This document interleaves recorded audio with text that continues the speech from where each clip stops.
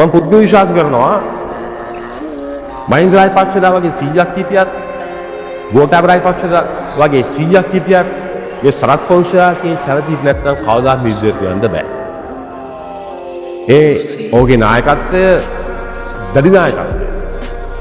ඒකලා කියලා තිබ්බා බාලසිංහ ඇන්ටන් බාලසිංහ ප්‍රභාකරන් වගේ සෙන්පතියෙක් නායකයෙක් යුද්ධ හමුදාවට එනකම් මේ යුද්ධ දිනන්න බෑ කියලා.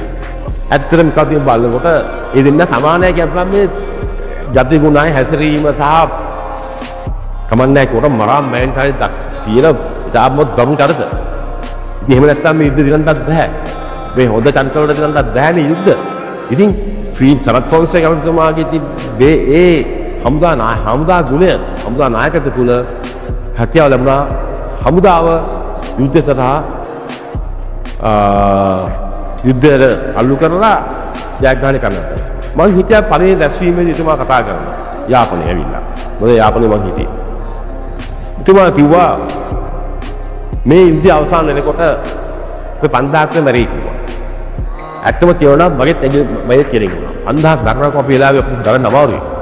නමුත් මම විශ්වාස කරන්න 5500ක්. එතුමාට ඒ තරම් හැකියාවක් තිබුණා මේ යුද්ධය ගැන මේ එස්ටිමේට් කරන්න මොකද වෙන්නේ කියලා හිතන්න කලින්. එතුමා කොළඹින්දන් ටෙලිෆෝන් එකෙන් කියනවා අපේ ග්‍රවුන්ඩ් එකේ තත්ත්වය කියනවා. අතන බැලුවද මෙතන බැලුවද අර මේක වැහුවද අර ඒ කියන්නේ බලන් හිටියා වගේ සැටලයිට් එක බලන් ඉන්නවා වගේ කියනවා. ඉතින් එතුමාට ඒ තරම් හමුදා පිළිබඳව